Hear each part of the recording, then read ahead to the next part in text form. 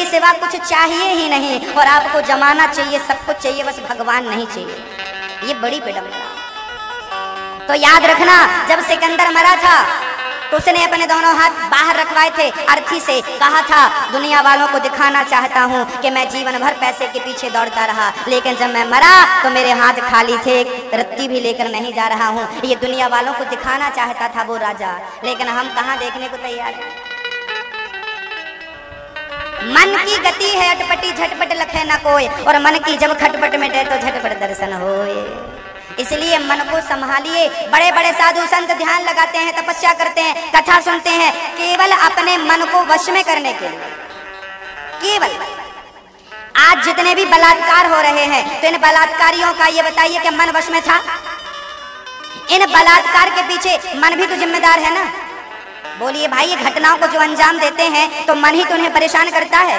मन यदि केंद्रित होता, मन यदि ठीक होता तो ये घटनाएं क्यों होती? इसका अर्थ है कि मन ही आपके हर पाप का जिम्मेदार है।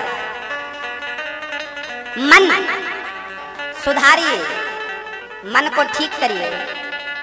क्योंकि एक राजा थे, उन्होंने बकरे को सामने खड़ा कर दिया और कहा जो इस बकरे का पेट भरेगा मैं उसे आधी संपत्ति दान कर दूंगा। बड़े बड़े लोगों ने बढ़िया हरी घास में ले जाके बकरे को खड़ा कर दिया।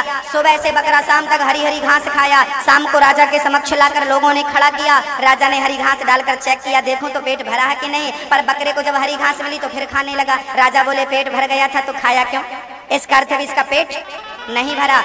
दिन भर लोगों ने उसे हरी घास खिलाई। बकरा जो होता है ना, उसको कितना भी खिला दो, आप हरी घास डालो फिर खाने लगेगा। राजा बोला इसका पेट नहीं भरा। एक महात्मा को पता चला कि उसका पेट भरना है बकरे का। महात्मा जी ले गए जंगल में, हरी हरी घास के सामने खड़ा किया। लेकिन जब बकरा खाने लगा घास तो उठाया डंडा और बाबा जी ने बकरे के मुंह में एक जमाया।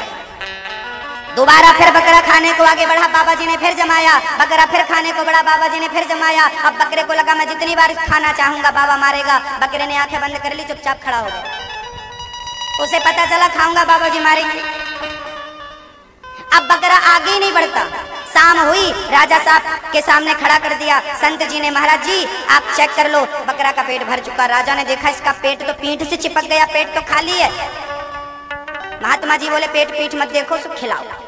राजा ने हरी घास डाली और जब उसके सामने घास आई, बकरे ने बाबा को देखा खड़ा, आंख बंद कर लिया। राजा ने फिर घास डाली, बकरे ने फिर आंख बंद कर ली। कारण क्या था? उसे पता था खाऊंगा तो। हाँ, जैसे बकरे का पेट कभी नहीं भरता, ये कहानी हमारी और आपकी है। जैसे बकरे का पेट कभी नहीं भरता, ऐसे ही ये मन बकरा है। कितना भी इस मन को दे दो, इसका पेट कभी नहीं भरने वाला। अरे रोड में रहने वाला भी मन की इच्छाओं में लगा है और करोड़ों की संपत्ति पाने वाला भी मन की इच्छाओं में ही लगा है।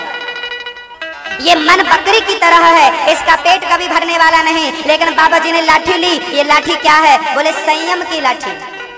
संयमी बनो। संयम की लाठी से अपने मन रूपी बकरे को शांत करो। संयम जानते हो? तो उसकी भी व्याख्या करके बताऊं। संयम जानते हो? संयमी मैया, ओ मेरी माँ, ओ मैया जी, संयम जानती हो ना?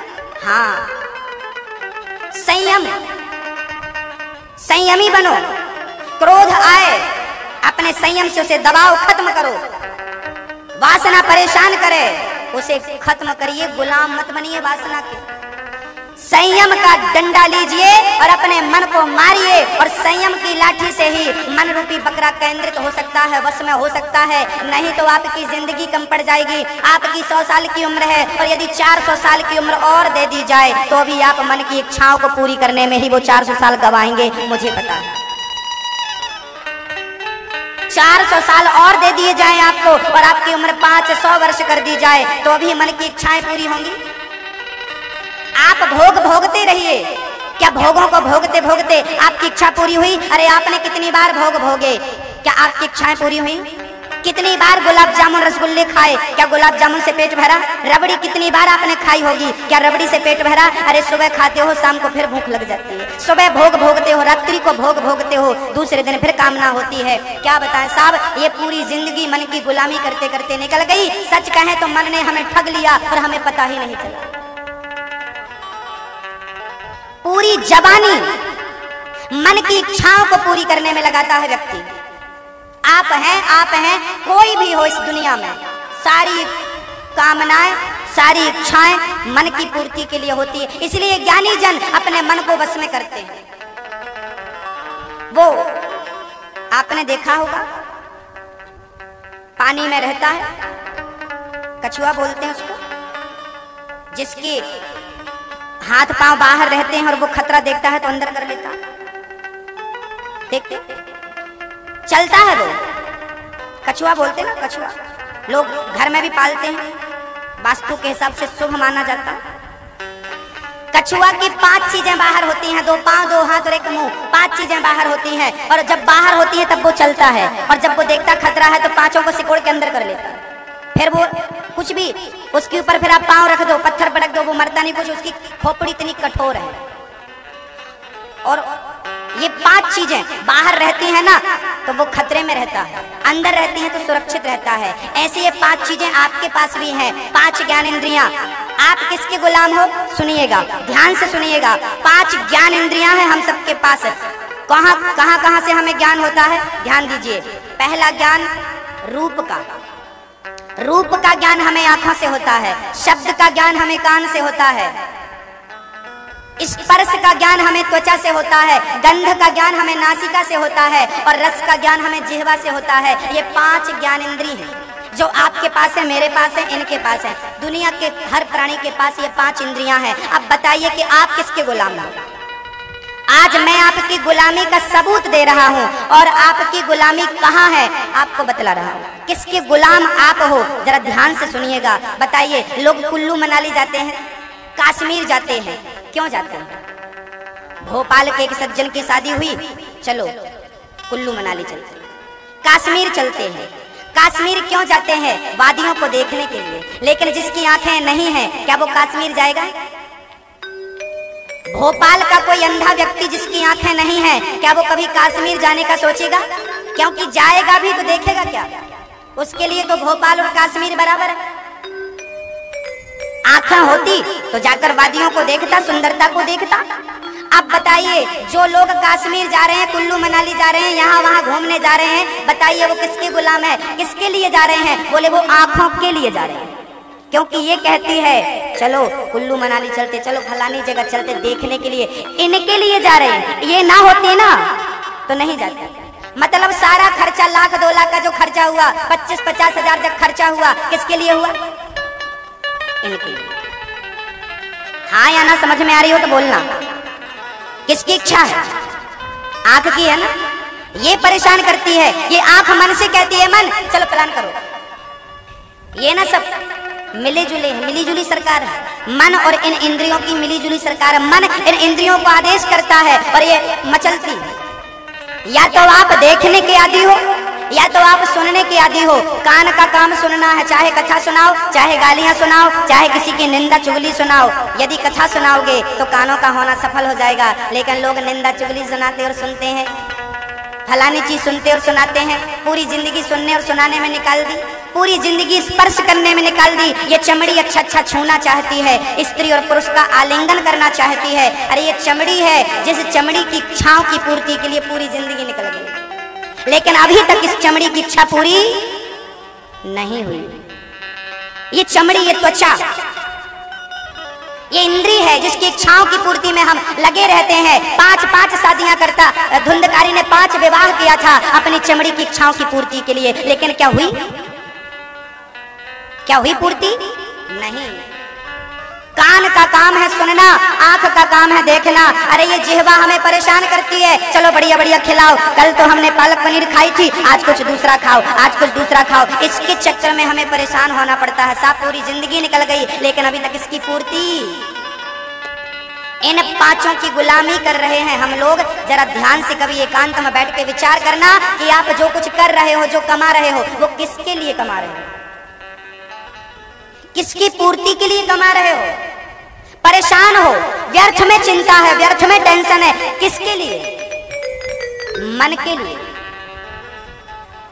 इसलिए मन की कामनाओं को त्याग करके, यदि आंख है तो आंख से भगवान का दर्शन करो, आंखों का होना सफल हो जाएगा। कान से भगवान की कथा सुनो, कानों का होना सफल हो जाएगा। वाणी से भगवान का नाम जपो, वाणी का होना सफल हो जाएगा। अरे हाथ से भगवान की माँ बाप की सेवा करो, हाथों का होना सफल हो जाएगा। पाँव से चलकर भगवान की तीर्थ यात्रा करो, कथा सुनने जाओ, आपके पाँव का होना सफल हो जाएगा। हर इंद्री को अरे भगवान के चढ़े हुए पुष्प निर्माल्य, जो भगवान को ये पुष्प चढ़े हैं ना, इन पुष्पों को कोई निकाल कर दे। आपके घर में जो सुबह भगवान को चढ़ाए थे, इन पुष्पों को निकालिए और अपनी नासिका से लगाइए और इन्हें सूंघिए। इस निर्माल्य को सूंघने से ये घ्राण इंद्री पवित्र होती है। इस निर्माल्य को सूंघिए, क्योंकि भगवान के चरणों में चढ़े हुए पुष्पों को जब हम नासिका से लगाते हैं तो इनका इस नासिका का होना सफल हो जाता है। इत्र को सूंघने में इस नासिका की सफलता सार्थकता नहीं है। भगवान के चरणों का प्रसाद पुष्प मिल जाए और फिर उसे नाक से लगाकर सूंघा जाए, इसमें इस नाक की सार्थकता है भक्तों। इस निर्माल्य से इस नासिका की सार्थकता है। ये शरीर जो है ये भगवत प्राप्ति के लिए, ईश्वर की प्राप्ति के लिए, किसी और के लिए नहीं है। लेकिन मन परेशान, इसलिए राधा रानी से प्रार्थना करो कि हे राधा रानी हमें ऐसी भक्ति दो, ऐसी शक्ति दो कि हमारे अंदर की सारी वासनाएं खत्म हो। और कभी मंदिर जाया करो। आप लोग मंदिर जाते हो ना, आपसे मांगना नहीं आता। अरे मंदिर जाओ तो भगवान से ये मत मांगो कि मेरे को धन दौलत दे दो। भगवान से मांगो कि प्रभु मेरा मन बहुत परेशान करता है, मेरा मन बहुत भटकता है, हे प्रभु मेरा मन शांत हो जाए, मेरा मन वश में हो जाए, यही कृपा करना, मेरा मन वश में हो जाए। और जिस दिन मन वश में हो जाएगा उस दिन दुनिया की हर समृद्धि आपके कदम छूनेगी। में डूब जाता है, लेकिन वही लोहा जब नाव में लग जाता है, नाव में लग जाता है तो क्या वो लोहा डूबता है? नाव समुद्री जहाज में तो लोहा ही लोहा लगा रहता है, लेकिन वो लोहा डूबता नहीं है, क्योंकि उस लोहे ने नाव की संगत कर ली। और जो लोहा नाव के बिना पानी में जाएगा तो डूब जाएगा। लोहा डूबता भी है और पार भी लगाने के लिए काम आता है, पार भी लगा देता है, लेकिन पार तब लगाता है जब वो नाव से जुड़ जाता है। ऐसे ये मन यदि भगवान की कथा से नहीं जुड़ा, भगवान से नहीं जुड़ा, तो ये मन डूब जाएगा और आपको डुबा देगा। लेकिन ये मन यदि भगवान की कथा रूपी नाव से जुड़ गया तो स्वयं पार हो जाएगा और आपको पार लगा देगा, क्योंकि ये मन लोहे की तरह पार भी लगाता है और डूबता भी। यदि भवसागर से पार जाना हो तो मन को भगवान के चरणों में लगा दो, क्योंकि प्रधानता तन की नहीं, प्रधानता मन की है, मन की है। अब मैं आपको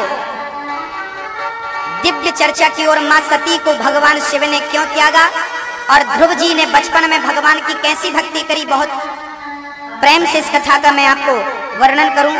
उसके पूर्व जैसा कि आपको ये दास अनिरुद्ध ने कल अवगत कराया था कि अपनी एक संस्था है श्री गौ गौरी गोपाल सेवा संस्था, जिसके द्वारा बेटियों का विवाह किया जाता है। श्रीधाम वृंदावन में एक दिव्य मंदिर बनने का कार्यक्रम चालू होने वाला है। इस मंदिर के निर्माण में यदि आप भक्त थोड़ा थोड़ा सहयोग करें तो इस मंदिर में आपका नाम भी रहेगा। जब तक ये मंदिर रहेगा तब तक आपका नाम जुड़ा रहेगा कि आप लोगों के सहयोग से इस मंदिर का निर्माण हुआ है, और आपका नाम भगवान के दरवाजे तक जरूर पहुंचेगा। उनकी डायरी में आपका नाम जरूर पहुंचेगा, क्योंकि जो धर्म के लिए और सत्य के लिए अपने धन को समर्पित करते हैं उनका धन, उनका मन पवित्र हो जाता है। तन पवित्र सेवा किया, धन पवित्र कर दान, और मन पवित्र हरि कीर्तन से। तन को पवित्र करना चाहते हो तो सेवा करो। साबुन लगाने से तन शुद्ध नहीं होता, गंगा नहाने से तन शुद्ध नहीं होता, सेवा करने से तन शुद्ध होता। माँ बाप की सेवा करो, गुरुजनों की सेवा करो, गाय माता की सेवा करो, भारत माता की सेवा करो, तन पवित्र हो जाएगा। कितना भी साबुन शैम्पू लगा लो, पवित्र होने वाला नहीं। मन को पवित्र करना हो, कीर्तन करो, श्री कृष्ण गोविंद हरे मुरारी रघुपति राघव कीर्तन। और धन को पवित्र करना चाहते हो तो दान करो। 100 रुपए कमाओ, 100 में से 10 रुपए दान के लिए निकालो, तब वो 90 रुपए आपके काम का है। नहीं तो वो 100 का 100 यदि आपने उपयोग में लिया तो वो आपका ब्याज सहित निकाल के ले जाएगा। या तो आपको बीमार करेगा, डॉक्टर के घर व्यर्थ में जाएगा, या तो आपको चोर चुरा के ले जाएंगे, पैसा गिर जाएगा, नुकसान हो जाएगा, लाखों करोड़ों का नुकसान हो जाएगा। इसलिए धर्म करते रहिए। जब धर्म करोगे ना तो भगवान रक्षा करेंगे। याद रखना, लंका में राम जी तब तक नहीं गए जब तक लंका में विभीषण जी थे, और रावण ने जैसे ही विभीषण को त्यागा, राम जी ने लंका में आक्रमण कर दिया। अर्थ क्या है? धर्म के साथ जुड़े रहिए। विभीषण धर्मात्मा था और धर्म के साथ रावण जुड़ा था, तो राम जी ने आंख उठाकर नहीं देखा। और जब रावण ने धर्म को त्याग दिया, विभीषण को त्याग दिया, तो रावण ने धर्म को, विभीषण को नहीं, अपने भाग्य को त्याग दिया। अस कही चला विभीषण तबहि, आयुहीन भय सब तबहि, रावण जबहि विभीषण त्यागा, भयउ विभव विनु तबहि अभागा। रावण अभागी हो गया उस दिन जिस दिन रावण ने विभीषण। बच्चों के लिए कमा रहे हैं, बच्चों के लिए कमा रहे हैं, ये बतलाइए, जरा ध्यान से सुनिए बात को और समझ के बतलाइए। क्या आप 2 रोटी भी कमा नहीं सकते? आपका पिता इतना कमा कमा के रखता है तब आप खाते हैं? हमने कहा दादाजी बच्चों के लिए मत कमाइए, बच्चों को संस्कार दीजिए, क्योंकि पैसा कितना भी देकर जाओ बच्चों का पेट भरने वाला नहीं है। और कितना भी धन देकर जाओ, यदि आपके बेटा आताताई है तो बर्बाद कर देंगे, और संस्कारी है तो आपके नाम को रोशन कर देंगे। आप 1 रुपए दीजिए अथवा मत दीजिए। बच्चों को धन से ज्यादा संस्कार की जरूरत पड़ती है, लेकिन आज के अंधे माता पिता बच्चों को संस्कार नहीं, केवल धन जुटाते हैं, धन जुटाते हैं। कोई माँ बाप अपने बच्चों के लिए कोई पैसा छोड़कर जाता है, कोई प्रॉपर्टी छोड़ के जाता है, और कोई सोना चांदी छोड़ के जाता है, लेकिन धन्य है वो माता पिता जो अपने जाने के बाद अपने बच्चों को अपने संस्कार छोड़ करके जाते हैं, संस्कार दे करके जाते हैं। याद रखना मेरी माँ, ये बात कभी ना कभी आपको याद जरूर आएगी, ये बात आपको याद जरूर आएगी कि बच्चों को हमने धन तो दिया लेकिन संस्कार नहीं दिए। वो संस्कार नहीं दिए कि बेटा अपने माँ बाप की सेवा करना मत छोड़ना, बेटा अतिथि की सेवा करना मत छोड़ना, बेटा गुरुजनों की सेवा करना मत छोड़ना, बेटा गाय की सेवा करना मत छोड़ना, बेटा भारत माँ की सेवा करना मत छोड़ना, भूखे रहना पड़े तो भूखे रह जाना, लेकिन भ्रष्टाचार कभी मत करना। ये ज्ञान, ये संस्कार बच्चों को नहीं दिया तो क्या दिया बच्चों को? पैसे दे दिए, पैसे दे दिए। और आजकल का बेटा अपने पिता की संपत्ति पर मौज करता है। वाह! शास्त्र कहते हैं उत्तमम स्वाजितम वित्तम मध्यमम पितुरर्जितम अधमम भ्रातृ वित्तम च स्त्री वित्तम अधमाधमम। स्वयं का कमाया धन सबसे उत्तम है, पिता की संपत्ति मध्यम है, स्त्री की संपत्ति अधम है, और भाई का धन तो, पत्नी का धन तो अधम से भी अधम है, स्वयं का धन सबसे उत्तम। अमेरिका का कोई सज्जन था, मैंने बहुत पहले चर्चा सुनी, अमेरिका का कोई अरब खरबपति व्यक्ति था, जब वो मरने लगा तो मरने के पहले उसने पूरी संपत्ति सरकार को दान कर दी। किसी ने कहा साहब आपका बेटा है, आपने अरबों खरबों की संपत्ति सरकार को दे दी।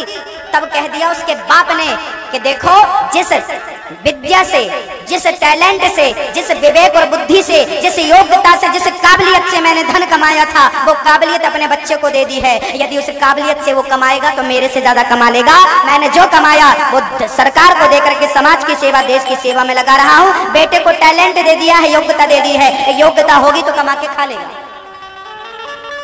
लेकिन आज के अंधे माँ बाप बेटों के लिए बेटे सोचते हैं बाप कमा कमा के रख रहा, बेटे आक्रमण्य हो जाते हैं, अय्याश हो जाते हैं, शराबी हो जाते हैं, इसलिए कि बाप की संपत्ति है, उड़ाओ। और यदि आपका बेटा यदि मेहनत करके 2 पैसे कमाएगा तो फिर उसका दुरुपयोग नहीं करेगा, उसको अय्याशी में नहीं लगाएगा, उसको शराब में, सुरा सुंदरी में नहीं लगाएगा। मेहनत का कमाएगा ना तो उसका सदुपयोग करेगा। और बाप का धन यदि मिल जाए तो सिवा अय्याशी के, सिवा शराब के, सिवा सुरा सुंदरी के कुछ नहीं करेगा। इसलिए बच्चों को धन बहुत अधिक देकर मत जाना, क्योंकि वही धन उनके बिगाड़ने का, उनके बिगड़ने का कारण बनेगा। माँ बाप जरा कान खोल के सुनना, जितने मम्मी पापा बैठे, बच्चों को संस्कार देना, सिर्फ संस्कार। आजकल के बच्चे माँ बाप के धन को लेने को तैयार हो जाते हैं। इनसे कहो कि माँ बाप के पांव छुओ तो माँ बाप के पांव छूना भी इनको नहीं आता, खड़े खड़े पांव छूते हैं। शर्म आनी चाहिए। सनातन संस्कृति में रहने वाले बच्चे खड़े होकर पांव छूते हैं। अरे भारत की परंपरा रही है कि माँ बाप के चरणों में मस्तक को टिका दिया जाता है, ये भारतीय परंपरा रही है। लेकिन आज के बच्चों को बाप का धन तो चाहिए, लेकिन बाप का सम्मान करने को कहो तो भागते हैं, पिता की संपत्ति पर ऐश करते हैं और बूढ़े बाप को वृद्धाश्रम में छोड़ाते हैं। कितना दुर्भाग्य है भक्तों, कितना कितना दुर्भाग्य है। कहीं आप भी अपने बच्चों के लिए यही गड्ढा तो नहीं खोद रहे हैं? कहीं आप लोग भी अपने बच्चों के लिए इतनी सारी प्रॉपर्टी इकट्ठी करके तो नहीं जा रहे हैं? क्योंकि याद रखना, यही बच्चों के लिए सबसे बड़ा गड्ढा है, जो कि उस गड्ढे में जाकर गिरते हैं और अपने भविष्य को बर्बाद कर लेते हैं। मैंने एक बहुत बढ़िया बात सुनी थी, आपको सुना दे रहा हूं। एक सर्कस था, उस सर्कस में बहुत सारे शेर थे।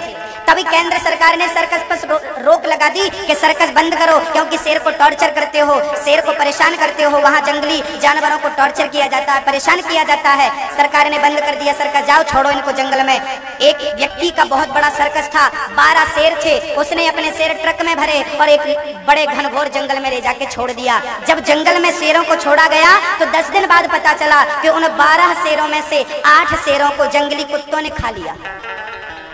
जंगली कुत्तों ने उन शेर का शिकार कर लिया। पूछा गया कि ये कैसे संभव है, शेर का शिकार कुत्तों ने कैसे किया? तब पता चला कि ये सर्कस के शेर बन गए थे। ये बने बनाए मांस को खाने के आदी हो चुके थे, ये अपना शिकार करने का टैलेंट भूल चुके थे। और कुत्तों ने सोचा कि भूखे तो मर ही रहे हैं, क्यों ना शेर का शिकार किया जाए। और कुत्तों ने शेर पर झपट्टा मारा तो कुत्ते जीत गए और कुत्तों ने शेर का शिकार कर लिया, क्योंकि ये शेर बने बनाए मांस पर निर्भर हो चुके थे। याद रखना, यदि आप अपने बच्चों को बहुत सारा धन देकर जा रहे हो तो आप भी अपने बच्चों को सर्कस का शेर बना रहे हो, जो कमा के खाने का टैलेंट भूल जाते हैं और बाप की संपत्ति पर निर्भर हो जाते हैं।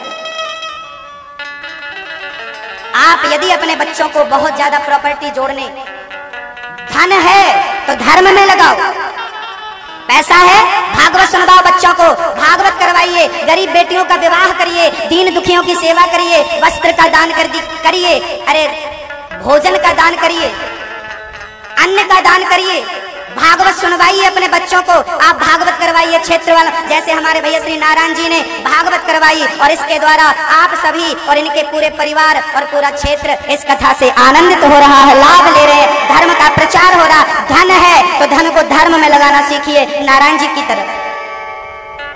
धन है तो धर्म में लगाइए, सदुपयोग करिए, ताकि इस कथा से आपके बच्चों में भी संस्कार जाए।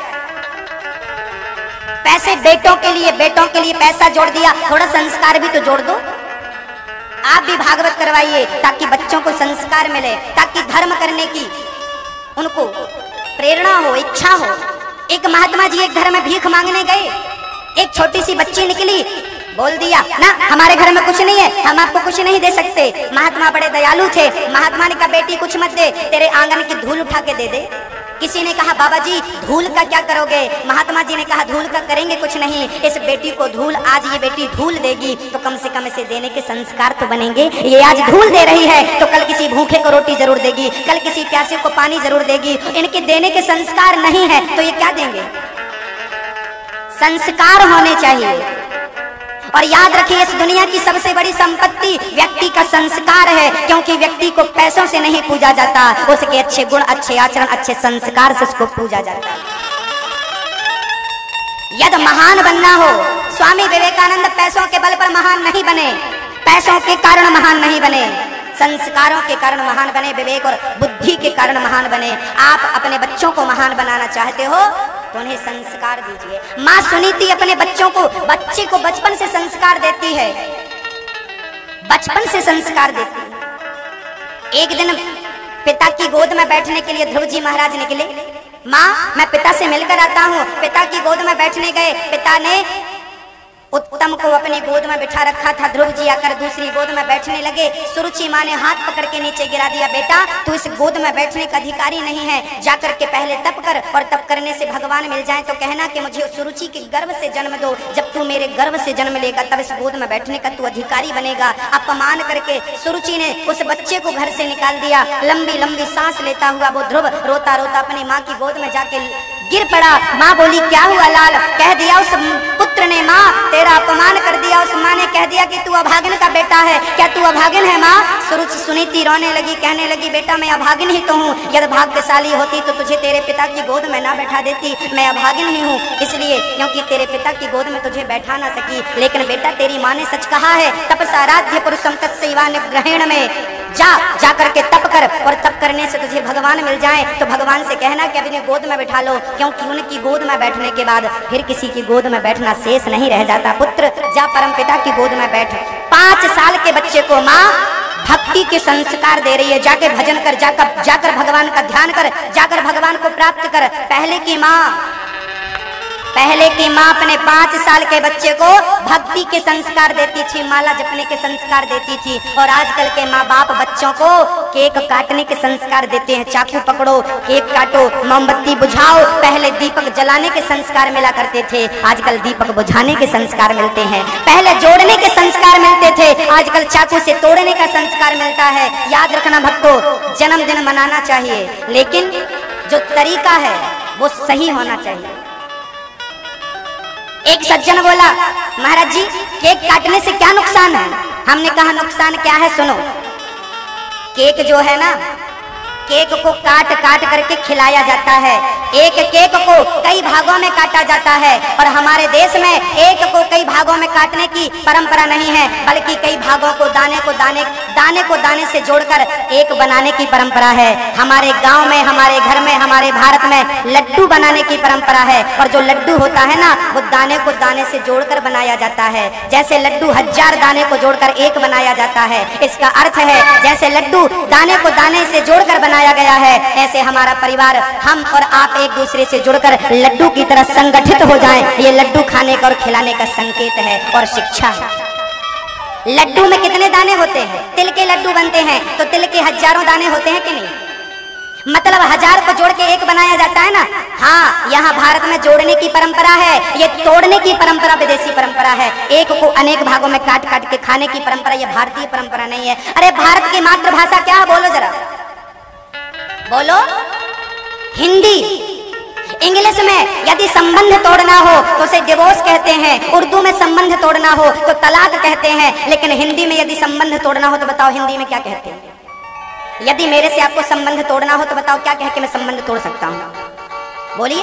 उर्दू में तलाक कह के संबंध तोड़ा जाता है, इंग्लिश में डिवोर्स कह के संबंध तोड़ा जा सकता है, हिंदी में बताओ क्या कह के तोड़ा जा सकता है? बोलो, है कोई शब्द?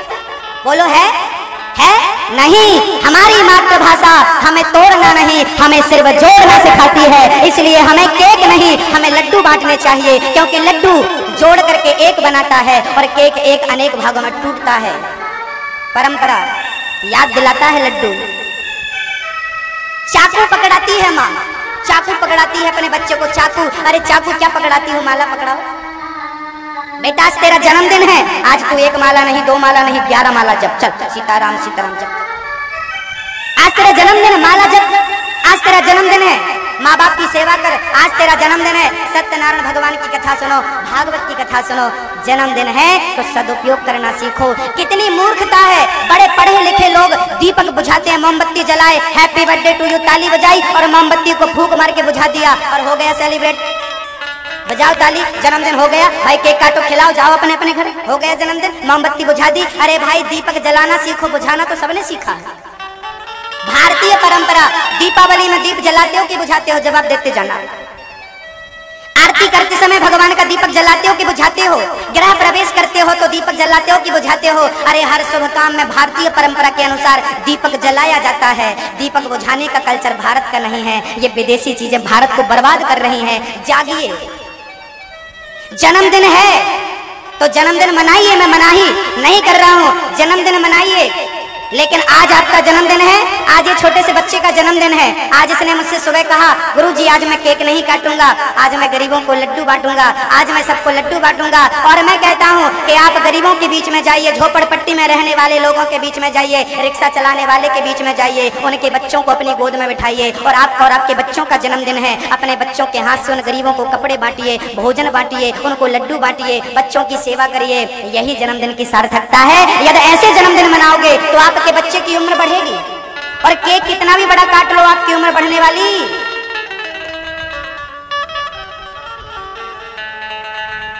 क्या शिक्षा पद्धति थी हमारी और क्या हो गई। इंग्लैंड में जब पहला स्कूल खुला, इंग्लैंड में जब पहला स्कूल खुला था उस समय भारत में हजारों गुरुकुल हुआ करते थे। भारत को विश्व गुरु ऐसे ही नहीं कहा जाता। सारी दुनिया भारत से सीख रही है और भारत आज दूसरों की पत्तल का जूठन खा रहा है। कितना दुर्भाग्य है, दूसरों के संस्कारों का जूठन खा रहा है, कितना दुर्भाग्य है।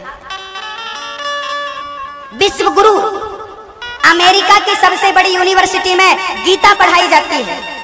मेरी माँ ध्यान से सुनना, अमेरिका के सबसे बड़े विद्यालय में, सबसे बड़ी यूनिवर्सिटी में गीता पढ़ाई जाती है और भारत का दुर्भाग्य देखो, यहाँ के बच्चे जानते ही नहीं कि गीता क्या है। यहाँ के बच्चों को गीता नहीं पढ़ाई जाती।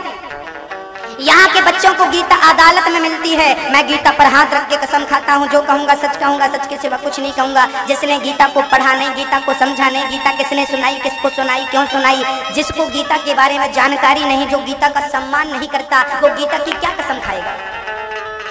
इसलिए मैंने भारत सरकार से कई बार गुहार लगाई है और कई बार तो चिट्ठी भी लिखने की कोशिश करी और अभी चिट्ठी लिख के भेजना चाहता हूं मोदी जी के पास और कहना चाहता हूं, मोदी जी हमारे बच्चों के बैग में से एक आध पुस्तक कम कर दो और उसकी जगह में गीता डाल दो और गीता बच्चों को पढ़ाना शुरू कर दो। अपने आप अदालतों में लगने वाली भीड़ अपने आप कम हो जाएगी। कोर्ट कचहरी में, अदालत में कितनी भीड़ लगती है। आप जाओ 2 बजे, 3 बजे, 4 बजे देख लो, 12 बजे, 11 बजे के बाद जाइए, भीड़ लगी है। मंदिर में घंटा बजाने वाला कोई नहीं, अदालत में भीड़ लगी है। अरे गीता पढ़ना सीख लिया होता इन बच्चों ने तो अदालत में इतनी भीड़ ना लगती। संस्कार स्कूल में मिल जाते इनको तो ये दुर्दशा ना होती। पहले हमें पढ़ाया गया था गा गणेश का, गा से गणेश पढ़ाया गया, आजकल पढ़ाया जाता गा गधे का। अब ये गणेश वाले जब गधा पढ़ेंगे तो क्या गणेश की बुद्धि आएगी, गधे की आएगी? क्या बिगाड़ा था गणेश जी ने बताइए। लेकिन गणेश जी को हटा दिया कि नहीं, और गधे को पढ़ा गा गधे को। इसलिए आपके बच्चे गधों जैसी बातें करते हैं। आजकल के बच्चे कहते हैं मैं भगवान को नहीं मानता, मैं भगवान पर बिलीव नहीं करता। मत मानो, भगवान तुम्हारे मानने ना मानने का भूखा नहीं है। अरे भगवान को मानो ना मानो, उसकी सत्ता है सो है। आपके मानने ना मानने से उसका कुछ बनने और बिगड़ने वाला मत मानो। गा गणेश का पढ़ाया जाता था, आज गा गधे का। पहले मां मंदिर का पढ़ाया जाता था, आज मां मछली का पढ़ाया जाता है। पहले पढ़ाया जाता था बच्चों को शुरू में राम शब्द से